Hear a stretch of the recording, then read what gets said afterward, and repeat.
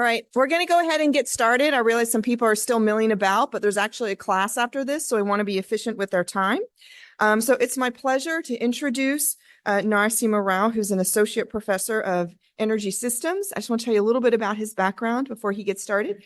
So he is a bachelor's in engineering with computer science from Dartmouth, a master's in electrical engineering and computer science, a master's in technology and policy, both from MIT. Both those masters are from MIT, and then he did his PhD in environment and resources at Stanford. And before he came to Yale, he has a very interesting and diverse background for an academic. He was a senior research scholar at the International Institute for Applied Systems Analysis. He was visiting faculty at the India Institute of Management, and he's received funding from a variety of sources for his work, including NSF, Environmental Defense Fund, and the European Research Council. So one of the great things about his work is how broad it is, looking at relationships between energy systems, human development, poverty, inequality, and all of this in the present day and under climate change. And very much, I believe, in the spirit of YSE's mission, he's very involved in policy, and I'm sure that you'll see a lot of real-world applications and implications of his research. So please join me in welcoming Dr. Rao.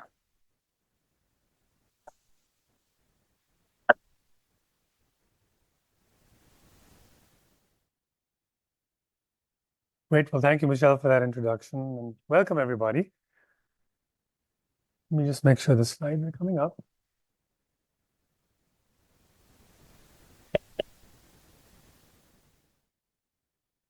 There we go.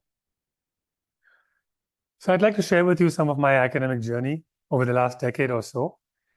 And one of the main inspirations or motivations for my work has been the intellectual challenge in trying to address these seemingly two conflicting global challenges, that of ending poverty and solving the climate crisis. As most of us know, that we need to bring global greenhouse gas emissions down to net zero as soon as possible to avoid the worst effects of climate change. This means those drastic emissions reductions everywhere in the world, including in low and middle income countries that I will call LMICs. So why this potential tension? This may be useful to see if we look at the distributions of emissions around the world. So if we look at this graph is showing you the total emissions per country, which is the area of this wedge, ordered by per capita emissions in decreasing order. And so you see that in rich countries, generally the high per capita emissions basically dominate or drive total emissions from these countries. But when you come down here, you have regions of the world and countries with sizable emissions comparable to that of rich countries, but from a whole lot of poor people. This means that for them, mitigation may be out of reach financially and technologically. And if you think about the future, we expect most of the growth of the energy system in the world to come from these regions as they expand to build out infrastructure to meet basic needs. We have 1 billion people without adequate housing, 1 billion people without adequate sanitation, 2 billion who cook with solid fuels, and the list goes on. The significant growth in infrastructure, energy is a vital input for it, and therefore we expect growth in the energy system. Already 2/3 of emissions in the world come from LMICs. And so this risk of lock-in is particularly significant in these areas. And so that's why it has been an imperative in the UN Framework Convention on Climate Change to differentiate responsibilities, the CBDR, common but differentiated responsibilities, to account for trying to protect the development interests of those in poverty, among other things. But this has remained an abstract principle till now. So how do we think about mitigating climate change in countries with high levels of poverty? Well, there's more to the story than just that.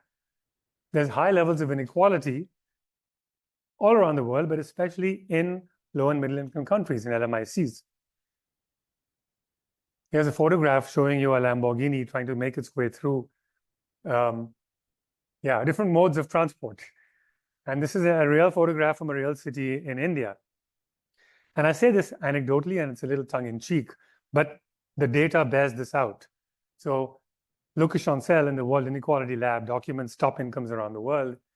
This is showing you the share by geographic region of emitters and their share in total emissions in the world. So if you look at, for example, the 90th percentile of emitters, those areas in green are high emitters in LMICs, and they constitute up to 20% of the emissions among all high emitters. So there's unclear future growth in these countries, to what extent it's serving poverty eradication, to what extent it's serving affluence. And so there's this conflict, right? We want to support poor countries in terms of mitigation efforts. At the same time, how much can they support themselves from growing affluence? So this is the tension that we see. So in my career, when I came to this field, I was quite surprised actually that, first of all, we didn't have a good enough understanding of poverty and the conditions surrounding poverty. And we also didn't have the analytical tools to be able to derive and carve out the energy demand and pathways associated with the poverty eradication. So I've spent a lot of my time in the last decade developing these tools and studying the links between poverty, inequality, and climate change in great detail. So I'd like to share some of those contributions with you. And one of the most important findings, practical findings from my work, has been that I've found a lot more synergies between these goals than was the conventional wisdom prior to that. And I would like to show you some of that. So I've organized my contributions in 4 questions. The first 2 have to do with just fundamentally understanding demand. What drives energy demand? First of all, is question how much energy and emissions are really required to bring people out of poverty. Remember, we have a carbon budget. What if it takes the entire remaining carbon budget just to bring people up to a basic level of well-being? That has serious implications for us. We don't have to bring just our emissions down to 0. We have to support other emissions reductions. We know that reducing inequality now is a prerogative, given what I've told you about the trends today. Will that increase or decrease environmental degradation? The conventional wisdom is that it will actually increase environmental degradation. And my research will show that that actually is not quite the case. And then there's managing the energy transition itself. And there's a very broad literature on just energy transitions. I want to focus on a couple of broad questions. How can we avoid adverse impacts on the poor from climate policies? This is really a modeling contribution, looking at economic impacts and how they propagate through the economy, and having the appropriate tools to be able to do that. And lastly, there are benefits to be had from avoiding a fossil fuel industry. How can we direct those co-benefits towards the poor? Sort of a principle of restorative justice. And I'm going to, in this last question, focus on the United States for reasons I'll describe later, based on more recent research. But for the rest of the talk, I'm going to focus on my global research. So let's take this first question. It's interesting that actually we've been trying to answer this question for 30 years. And various scientists who I guess can be united in the pursuit of environmentally efficient well-being, thinking of how can we find thresholds of energy use associated with advancing human well-being and not just thinking about economic growth. But these results are highly unsatisfactory over these 30 years because they've used different methods and different end goals. And those answers are in the range of 1 to 100 gigajoules per capita. That's almost too wide to be useful. Why is that? Well, a lot of these studies are top-down studies. What they've done is they've looked at average indicators of well-being or human progress and tried to find levels of energy use on average that would be necessary to attain a certain level of those indicators. But this is a fairly crude approach and lead to many different estimates. So for example, people have looked at the Human Development Index, which combines economic growth, health and education, and use different thresholds and come up with very different levels. Other people, including myself, have looked at other indicators such as basic needs or life expectancy, and others have looked at other minimum requirements such as how much steel and cement might be associated with basic well-being. And the problem with this approach is, first of all, national outcomes they don't tell you about the distribution within countries. And average energy use also takes into account sort of the inefficiencies in provisioning systems, maybe other correlates of poverty eradication. What you really would want is bottom-up studies that have a rigorous definition of basic well-being and then build up energy and environmental impacts. And there have been a couple of efforts in that direction, but they focus just on household energy use, not energy use outside the home to build roads, hospitals, schools. And so they've been unsatisfactory in representing the development interests of people. And so my research really set out to address this by trying to come up with a rigorous definition of what basic well-being means, and then creating the analytical methodology to develop energy demand estimates from that. So I had help along the way, of course. There's some precedence in international development for human development indicators. over the last several decades, there's been a progress from income-based indicators to multidimensional indicators, both for aggregate outcomes as well as for poverty measures. And today, we have the multidimensional poverty index that's been embraced by the United Nations as a measure of poverty, sustainable development goals. They both have now grown to include means indicators, which help a little bit more in understanding material conditions of poverty. But there's two deficiencies. One is we don't have really a bridge to environmental research from these indicators. We have no way to quantify energy demand and material impacts, environmental impacts. But even the definitions themselves don't actually provide a comprehensive enough understanding of material poverty, because a lot of them have tried to just fit what data are available. So that was my first task, and I want to describe that very quickly to you, that of defining decent living standards. The idea here is to find a comprehensive theory-based measure of material prerequisites for well-being. What would be the material things people ought to have and want, no matter what else their preferences, a universal idea. And this idea is supported by a lot of triangulating a large number of sources. One is theory, one experts who we consulted.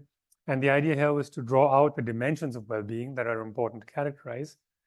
But then to operationalize these into actual goods and services, we looked at other indicators, but also empirical data. We looked at household surveys worldwide to understand what do people want when they first get income. For example, the first thing they do is they buy televisions, they buy cell phones. We also looked at regulations. For example, countries like Singapore, Hong Kong, Austria, they have minimum requirements for space for people in housing. And so these are all the different sources we use to come up with a basket of indicators. And remember, the focus is just on material indicators in order to draw a link to energy and environmental impacts. So here's a basket of indicators, and I want to emphasize a couple of things. The idea is to focus on the indicators and the dimensions. Quantities are probably something that's determined through public deliberation or normative policy input, but we chose thresholds that would be kind of an inviolable minimum. There's some innovation in some of these indicators. So we've thought about not only physical well-being, but social well-being. So including things like access to the internet. So this is an indicator for a modern society. As I mentioned, no other indicator looks at housing and adequate space. We look at thermal comfort in homes. And here we look at adaptive comfort. So in most energy studies, you find people using a single 18 degrees Celsius threshold to calculate heating and cooling requirements, which is a little bit absurd. So we have adaptive comfort. We look at nutrition and not just calories, which makes a big difference in how you look at choices to feed people. Mobility is completely left out of any human progress indicators. People need to get around to access basic services. And this is a highly energy intensive infrastructure. So all of these together, we put together with a lot of analysis, a database of deficiencies in decent living standards around the world. And this is a database that we have. It's available on my website for a snapshot in time. And I will point out it's difficult to actually compile this because data are not available in a form that lends itself to these specific indicators. So we've had to make some compromises. Just to give you an idea, this is showing you for South Asia, the extent to which people have access and the gaps in these living standards.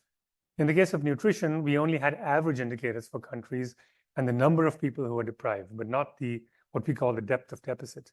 So we had to make assumptions that the distribution of nutrition was akin to the distribution of income, for example. So we had to take some shortcuts.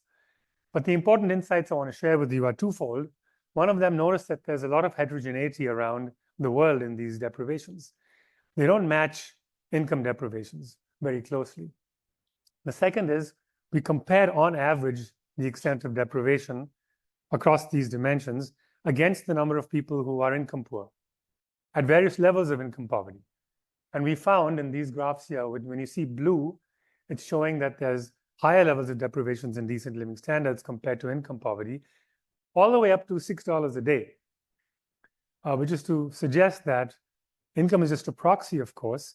We need to really understand behind it what people's living conditions are. So I hope this is actually a data set that can be used more, but we fundamentally need to change how we collect data to really be able to monitor and make progress on these indicators in the future. Okay, the next step is to assess energy demand.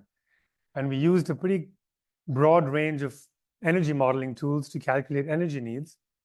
For direct energy use in the homes, we relied on very standard energy simulations of heating and cooling, of cook stove operation and such, and transport.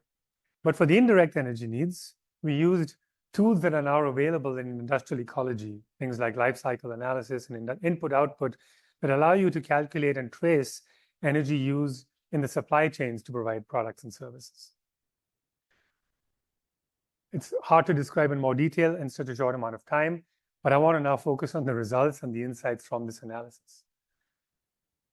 And the first thing I want to point out is that this bottom-up approach allows you to calculate the infrastructure build-out, the capital stock infusion that's needed to provide these services, separate from the annual energy you need to provide the services on an ongoing basis. And so we can look at the composition of energy requirements for different dimensions in each of these categories. This square diagram is showing you globally the share of energy that's required to provide the same minimum standard to people around the world for different dimensions. And so we get some useful insights on what are energy-intensive aspects of basic well-being. And it turns out the things that we consider most important, so health here includes hospitals, water and sanitation, healthcare, socialization refers to education and the internet, and nutrition is food and cooking. Those are, from an energy perspective, cheap compared to mobility and housing, which is to say that energy isn't necessarily a constraint in the provision of those basic services. There may be other constraints, of course. When you look at operational energy, mobility and shelter, but also health and nutrition stand out as important dimensions. So with this analysis, we can start to think about what might be those synergies I talked about earlier. What would be avenues for reducing the energy intensity of these different services? So for example, we'd obviously want to find ways to reduce energy use for housing and for transport. So I want to share with you a whole bunch of papers and work that we've done to identify these synergies. In the case of food, when you look at micronutrients rather than just calories, you can differentiate different grains. And we did a study in India where we found that shifting production from rice to millets would increase nutrition overall, would improve climate resilience, would reduce energy use, would reduce water use and greenhouse gases, because rice is very methane intensive. So this is kind of a win-win situation, but we need to impress on policymakers to offer subsidies and rebates and other incentives for this direction. In fact, India last year had the International Year of the Millets and was moving in this direction as well. Housing. We found that when you have these modest requirements for cooling, then the amount of energy you put into building homes increases as a share of your overall life cycle energy needs. And so using local materials to construct homes, using cool roofs and other energy sort of efficient strategies allow you to provide comfort at a much lower energy cost than we currently are pursuing today. Infrastructure. So the services that people lack in low-income areas are those that are usually provided by the government through shared resources, networks, water, sanitation, transport infrastructure. And these tend to be less energy intensive, significantly less energy intensive than private housing, private cars, because they're shared resources. So on a per capita basis, you're using a lot less energy. And so these are all strategies that could lower the intensity of energy growth while increasing well-being. Of course, we don't see governments pursuing these, but these are directions that they could go, and we now have ideas to do that. And I want to point to some of the broader results. The question I posed right in the beginning, how much energy does it take to eradicate poverty? I want to point out a couple of results. What you're looking at here is a compilation of the total energy needs across different regions of the world. The blue is showing you the actual energy consumption at a total level. The pink is showing you the amount of energy today that's serving basic living standards. And the black line is showing you hypothetically what regions would need to provide everybody with those services. So you see these gaps, that's the amount of increase in living standards and the energy associated with that. Now, what's interesting about this, first of all, is I now have what I think is a much more defensible answer to that question. How much energy do we need? 12 to 40 gigajoules per capita. First thing is there's not a single number. It's climate dependent. It takes more energy to bring people to a comfortable temperature in cold countries than it does in warm climates. But it's not just that. There's infrastructure. There's car-dependent economies in the West and public transit-dependent economies in LMICs. The other important finding is that overall, the impact of poverty eradication is rather modest. So it's not going to blow the complete budget. We've estimated 25% of the energy used between now and 2050 would likely be required to fill these gaps in living standards. So that was, to me, quite an important finding. The other important thing to see is in these developing country regions, or LMICs, the total amount of energy is actually sufficient to provide basic living standards. It's just that there's a lot of energy inequality. And so this suggests an important policy imperative that in these regions, in addition to growth, inequality reduction may be an important strategy for poverty eradication. I want to talk a little bit about the impact this kind of workflow has had on other policy questions, both in my work and in other people's work. Just looking at citations, it seems to be the case that sustainability research has embraced this idea of decent living standards. It's kind of a flaw of human well-being against which to study ecological impacts and feedbacks on people. To give you a couple of examples, you may be familiar with the planetary boundaries framework. Whether you like it or not, what's conspicuously absent from it is human well-being. So I found a paper where someone is trying to use the decent living standards as a way to create that kind of flaw against which to assess different environmental limits.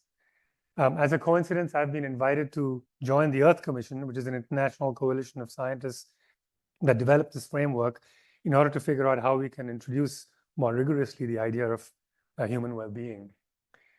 The other dimension of research, the other direction of research that I think is important is to think of other material requirements. So I've focused on energy, but in the clean energy economy, we may be interested in the new minerals that support the clean energy economy, rare minerals, for example, cobalt, nickel.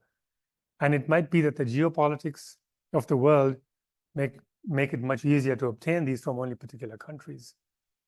And so we may be interested in the same kind of question with regards to minerals.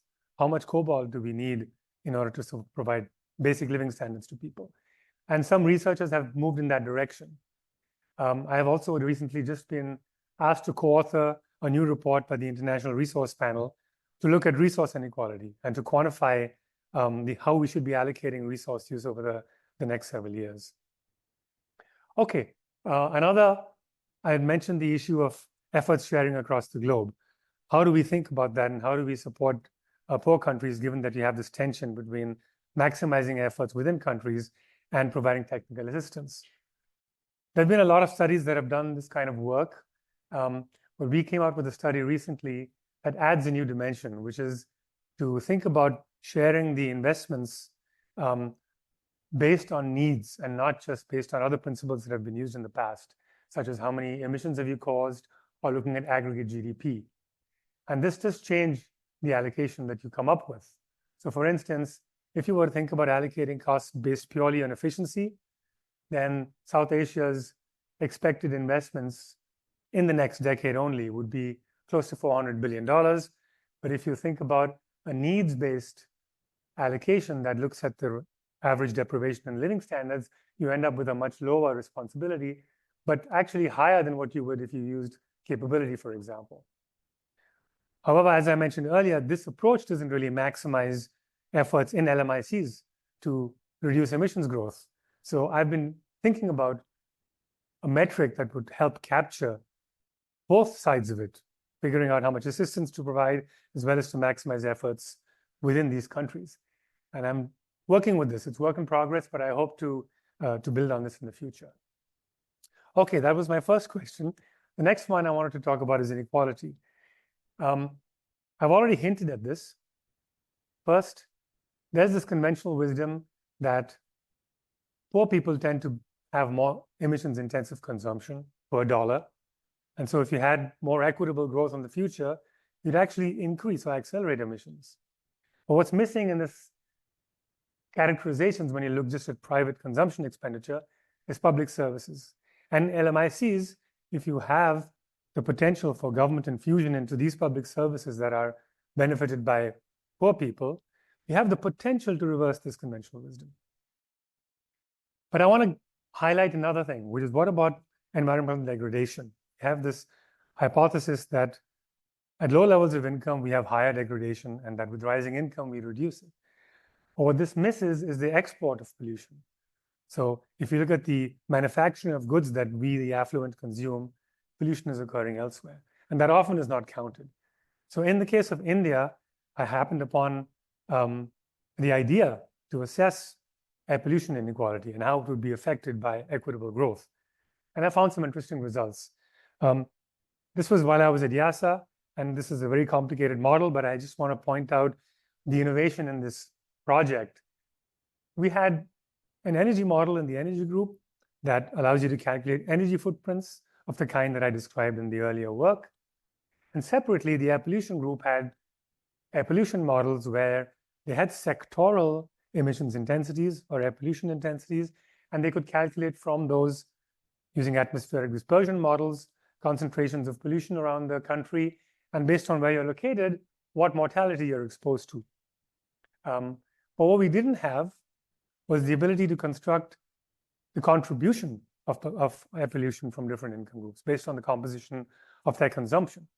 And so I thought of creating a link between these two models, which is use the sectoral information in the air pollution model to create a particulate matter extension to this footprinting methodology. So we can calculate pollution footprints for income deciles, and then we can compare those to the mortality estimates to say, to what extent is the mortality risk that I'm bearing from pollution concentrations driven by my own pollution versus others' pollution? And so we tried this for particulate matter, carbon, and water. And I'm showing you here just the intensity. That means the pollution intensity per dollar for different income groups, from the lowest 1 to the richest 10. And you do find the conventional wisdom that for food and non-food expenditure that you have a decreasing intensity with income, but a particular type of consumption, this what we have labeled as conspicuous consumption, assets associated with discretionary consumption. So cars, big houses above a certain size, jewelry, clothes above a certain expenditure, those actually increase in emissions intensity with rising income. So if we had some ways of taxing that, or if you had greater expenditure in the future that were from these other categories, you actually might reduce overall air pollution. Furthermore, when we compared the mortality estimates to a generation of air pollution by income decile, we found a big disparity. So this dashed line is showing you that the amount of mortality risk that are faced by those in the highest income groups is significantly less than what's faced by low income groups. And conversely, the emissions generation, the pollution generation, is much lower by low income groups. So there would be, in fact, a kind of environmental justice benefit of equitable growth as well, which is to reduce pollution that is faced by low income communities, but generated by the consumption of higher income communities. Shift gears again.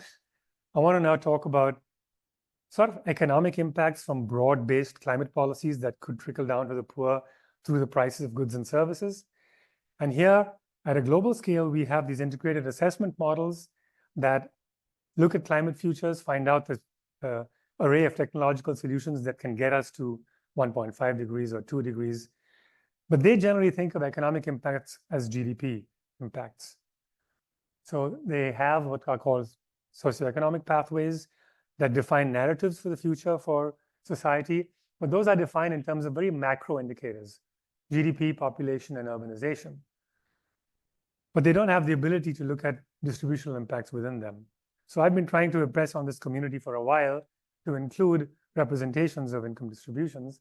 And I've published a series of papers in that direction.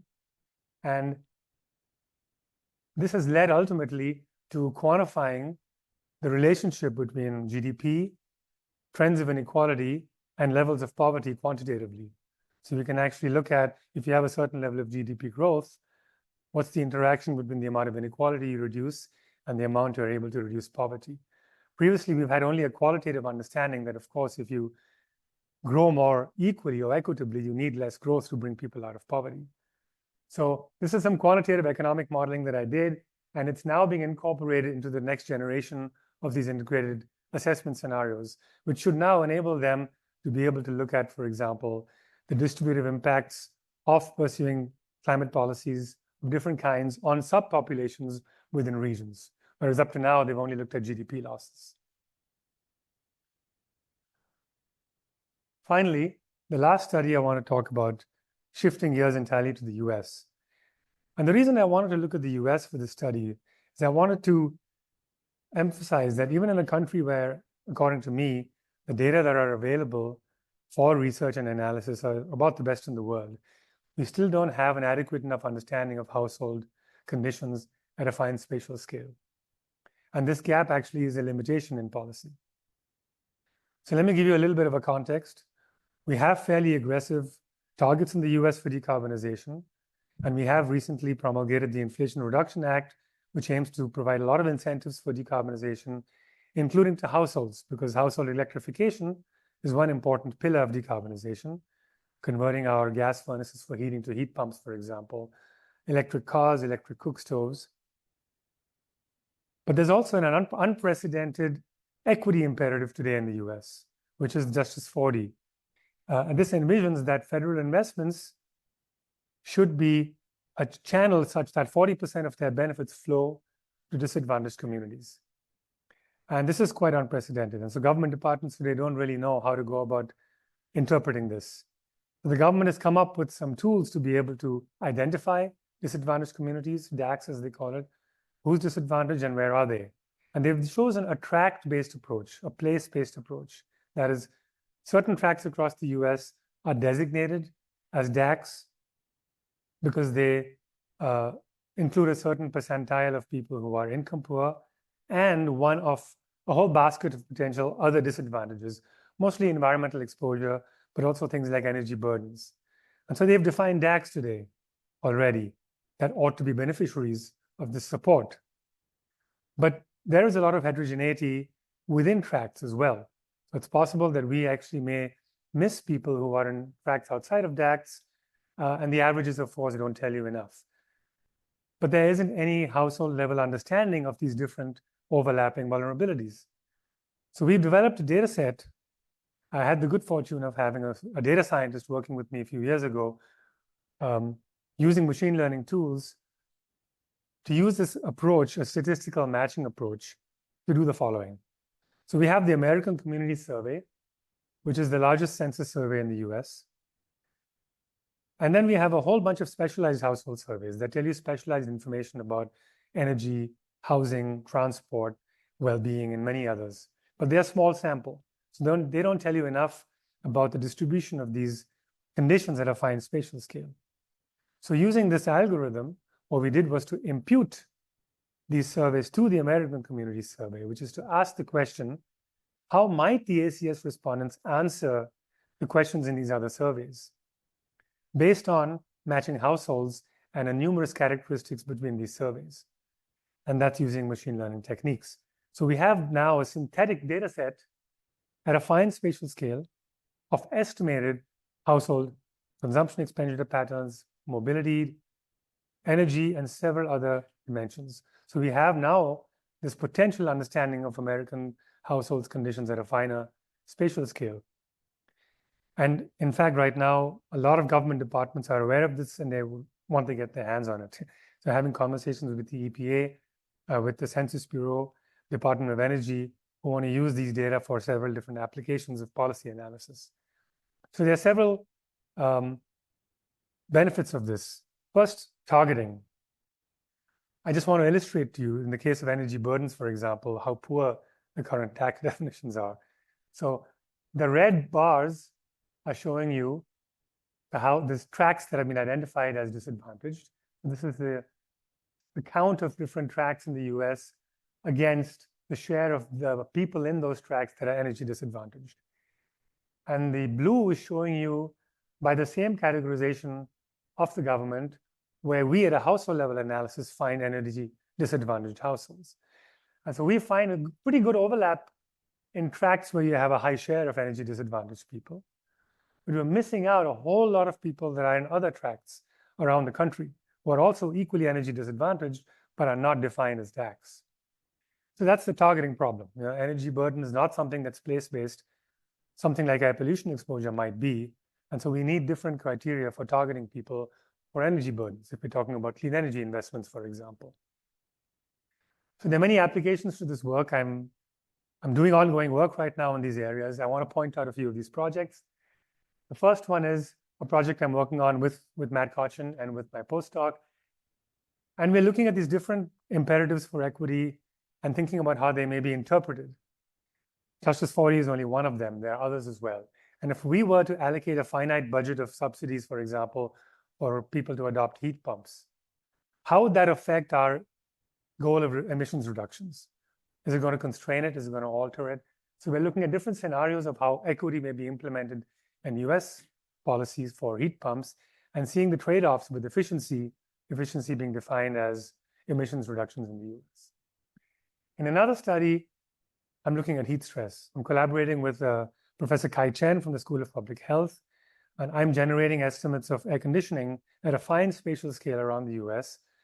He's got mortality estimates from heat, from hospital admissions around the US, and we're trying to statistically estimate to what extent has air conditioning use in the past avoided heat-related mortality, and how in the future might we be able to avoid future heat-related mortality. Most people actually own air conditioners in the US, but a lot of people don't use it for economic reasons. And so we can maybe identify who these people are with this kind of a spatially fine-grained analysis. Another pretty novel analysis I'm doing is in this data set, we've also fused the Gallup poll on subjective well-being, what people think about their own lives, their life satisfaction, their satisfaction with various services. And for the first time, we can now look at people's actual conditions objectively against what they think about their lives and look at the relationship between them. And also compare it to poverty measures, like in the supplemental poverty measure or the income poverty threshold. How do they correlate? What might we then learn from that about what's important to people and where we should direct policy efforts? I have other ongoing projects. I'm also interested in looking at household energy behavior among disadvantaged communities around the world. A couple of important ones, I'm looking at technology adoption barriers in the US. I'm also looking at electric cooking transitions in India. I've done some fieldwork with students that shows a lot of promise in the ability for electric devices to kind of leapfrog from cooking with solid fuel stoves. And I'm trying to raise a bunch of money to carry out the study on a wider scale. So that's a landscape of research that I've been pursuing, all in the direction of trying to really understand the relationship between poverty and inequality in households around the world and climate change. So I just want to summarize some of these contributions. I've talked about having, with this decent living standards, a well-being floor that may be something that can be used as kind of a benchmark against which we assess ecological impacts more broadly. Right now, I've focused on energy, but there's a potential to inform other ecological limits as well with this. I developed a methodology to link economy-wide energy demand to basic well-being. So we've carved out from national energy demand pathways associated with poverty eradication, which allows us to identify different ways by which we can reduce emissions associated with basic well-being. I talked about methods to try and incorporate an integrated assessment representations of distributions so that we can start to assess at a global scale in the climate futures what are the impacts of policies broadly on specific subpopulations. And I found several synergies, hypothetically, between poverty eradication and climate mitigation. Of course, we need incentives on the part of governments to pursue those directions. And finally, we've improved data on the representation of US households, and I hope that can be used for future policy analysis to implement equity. So broadly speaking, I just recently published a perspective where I've outlined my vision for where we can take this in the future. I think if we're going to look at behavior change and consumption and demand side changes as part of a portfolio of options to mitigate climate change, we need more analysis to focus on households. I mean, 3/4 of our emissions actually can be traced to household consumption. And we have already the analytical tools to be able to trace a lot of environmental impacts, including, of course, climate, emissions, and energy, using industrial ecology tools. But what we lack is a sufficient understanding of the heterogeneity of household conditions, of the factors that drive their behavior, and in addition, how well-being is impacted by their consumption and the feedbacks of the environment on them. I've already defined basic well-being and indicators for that. I think this can be used in the future to think about other ways to think about consumption corridors where we can identify households that have high life satisfaction but low resource use, even in affluent societies. And that might offer ideas for how we might introduce behavioral change that's maximizing well-being, but also mitigating environmental impact. Okay, so now I'd like to end with some acknowledgements. I have a lab, the Energy, Climate, and Wellbeing Lab, with postdocs, PhD students, and some master's students. Particularly grateful to my postdocs, Karthik and Miguel, who've contributed to some of the work I've shown you. I have some new students who I welcome into the lab and very happy to have them. I'd also like to acknowledge my colleagues at YASA, who have also been extremely important in my career and development. And finally, my funders, including particularly the EPA, NSF, and the European Research Commission for supporting my research. So thank you all for listening, and I welcome your questions.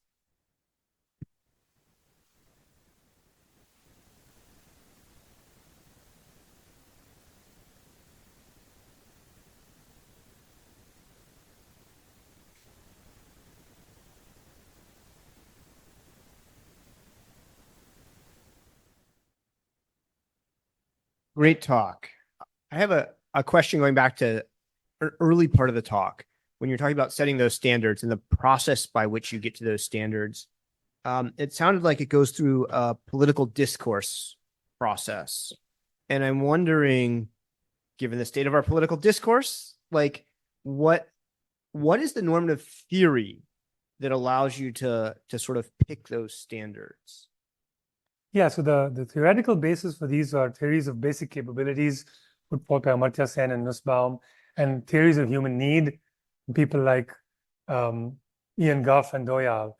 And what these theories have outlined is that there may be certain central capabilities that everybody ought to have no matter what else they want to have. Things like food, things like respect and dignity, self-esteem. Some of those are material, some are non-material. But they tend to be at a very abstract level. Philosophers don't want to mess with the real world so much, right? So in operationalizing this, the idea was, how do you come up with satisfiers? You could have multiple satisfiers that give you good health. You have different kinds of diets, exercise. So how do you come up with a basket of those? And that's where I think in the real world, it's unavoidable to have to use political discourse, whether it's public deliberation or policy inputs. And that's why I looked at empirical literature and what is out there, so that this is not just normative, but it's based on what we observe that people have today in modern society. And so if this were to be implemented in policy, so for example, in the UK, there's an interest in developing reference budgets for poverty wages, which is taking a basket like this, pricing it out. In that case, you'd want to survey people at focus groups in order to come up with what in different societies would be those material operationalized satisfiers. So the normative input is about the dimensions, and the specific material goods are more from a culture dependent, to some extent dependent on preferences, and also, policy. Is that addressing you? Okay. So I guess my question is, it seems like the answer, if I understood the answer you just gave, it's you're trying to build up a normative criteria based on positive observations about the way the world is to say how the world should be. And so my question is, like, coming back to my initial question is, like, what is where does your theory harness the authority to say what should be? Like, how are we getting to, I mean, we in academia get criticized a lot for being like, this is like our view of how the world should be, and then dressing it up with a lot of fancy data. And my question is like, what are you doing to like, how do I peel that, like in your work, how do you peel that back and say, my should be come from like this set of normative theory? So, there is this notion of non-ideal theory, right, which is not looking just at in the ideal what people ought to have. But the theory of basic needs is one of these non-ideal theories that is trying to develop that needs are not just biological, but they're actually normative in a sense. We collectively decide what people ought to have. I mean, that's what's behind policy, are normative decisions, what people ought to have. And that's essentially the foundation for that is philosophy. People have thought for ages about what people ought to have. And here the innovation was to think about satisfiers. The well-being dimensions are not new. My goal was simply to operationalize it into something practical. And the poverty indicators that are being used as normative thresholds, like income poverty, the multidimensional poverty indices, these are actually even less founded on theories that exist today and philosophies that exist. So, it is normative. It is based on non-ideal theory, but the idea is to allow for political discourse because, it's something that people have to decide themselves as well. So I see this two-tier. There's a level at which it's based on credible theories of what people ought to have at some level of abstraction, but it relies to some extent on empirical observations and inputs to come up with actual goods and services.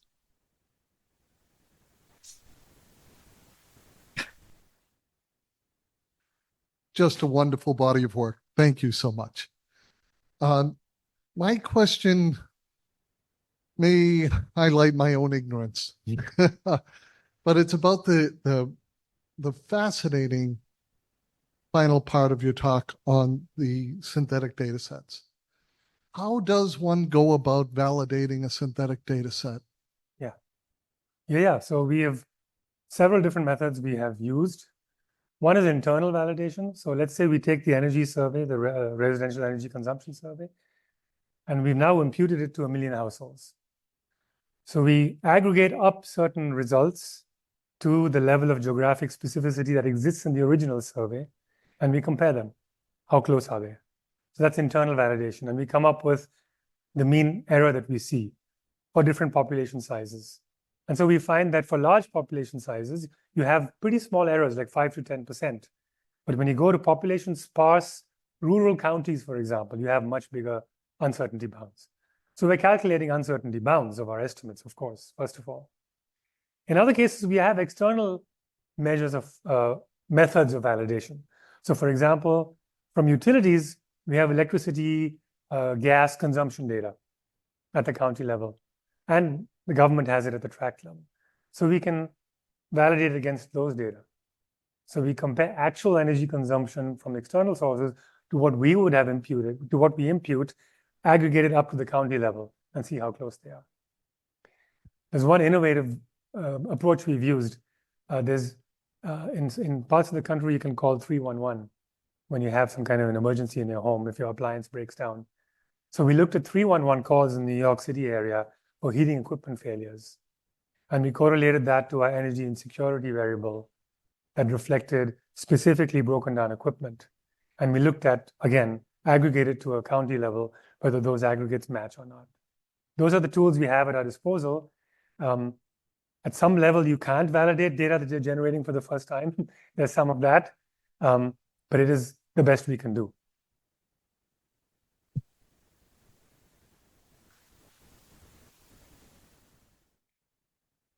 Hi, thank you so much for that fantastic talk. I'm wondering about when the practical application of all the research you've collected, when you have to talk to countries about, hey, you thought that you had this many people with energy access. When you think about decent living energy access, those numbers change a bit.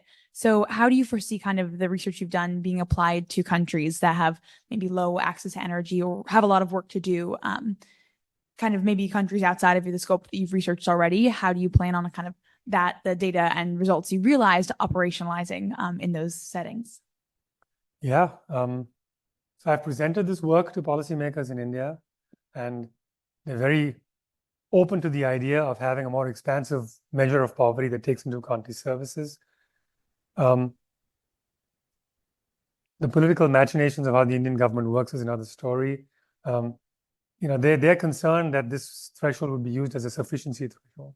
That okay, that's all you need in India. But barring that, yeah. So I've been talking to policymakers. I think there's a precedent. So the multidimensional poverty index, the Oxford has a group that developed it. They've been going around the world doing focus groups in order to find out, well, how well does a basket of indices really relate to what people actually want? And I don't know the outcome of that. I haven't seen publications, but I would want in the future to do those kinds of focus groups so that if this is actually implemented as a standard, that it can be driven in part by what people want. Yeah. Yeah. Yeah. Sorry. Thank you so much for your talk, Dr. Rao. I had a question about low and middle income countries. How did you go about, or did you go about separating out countries that have lower contested governance from the rest of the countries in your study? And when we are talking about countries that are in a so-called poverty or conflict economy, how can we go about addressing their concerns? So yeah, I don't like the notion of developing countries. I find it's really vague and abstract. And so I've been using what is just a positive term. So low and middle income countries are just simply based on actual income levels. The World Bank has defined these categories. They're fairly arbitrary, but they do capture the population that I'm concerned with, like the bulk of people in certain living standards, what we define as poverty, income poverty below certain levels, or according to these living standards, the bulk of them reside in these countries. But I have not looked at governance at all as a lens in my analysis. But it would include countries in transition as well, those in conflict. Those all fall under that umbrella that I've used of LMIC.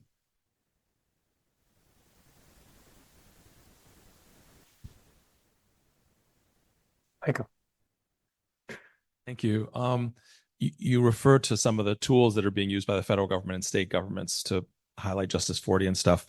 And some of us are thinking about Connecticut's requesting a rebuild of theirs. I don't think we've talked to you about it, but what different do you think Fusion ACS is at the point, or the tool you've created is at the point where it could substantially improve what those really heterogeneous and weird standards are that are being used in states and the federal government? And then second of all, how much insight can does your tool have any insight on questions of race, which states have had to shy away from, as have the federal government, because they're afraid it'll go to the courts and then get thrown out entirely? So either the NGO sector, the academic sector needs to sort of characterize that stuff. So if that makes sense. Yeah, I mean, I think the main point is that we have data now. We could extract it for Connecticut and analyze these different vulnerabilities, slice the population by race, for example, at a finer spatial scale. Until now, we could only do it maybe at the state level. So that's what the data offers you, and whether it offers a potential to actually alter standards, I think remains to be seen based on the analysis one does. One more question, apparently we have time for, because there's class next. Yeah, Nate. Thank you so much. This is phenomenal and super interesting. This question might be a little half-baked and kind of unfair, so I apologize. But this model that we have up here that builds on like the different components, all the work that you're doing, has huge implications, and in theory, it should be informing a lot of the decisions that comes out of governance writ large. And so I'm curious, a lot of the questions that you touched on has implications for international, national, and subnational levels of governance. So I'm curious how you think about the roles of those different levels of governance in trying to realize this model of well-being, and if and how they relate to one another in order to be able to achieve these kinds of things, if that makes sense. Yeah, I think this is far removed from actual governance right now, right? Just as I mentioned, this has reached the level of these international bodies that are thinking about indicators. If this goes into the UN, or if this goes into these body of scientists that are trying to create guidance for policymakers on, relationship between well-being and planetary boundaries, I think at that level, we need to start there. Already you have a large number of indicators that have been introduced over the decades that have hardly propagated down at all into, at subnational levels. So it's a little far removed from that. I think if it gets to the point where national governments are interested in using these indicators, I'd be very happy as a start. Okay, thank you very much.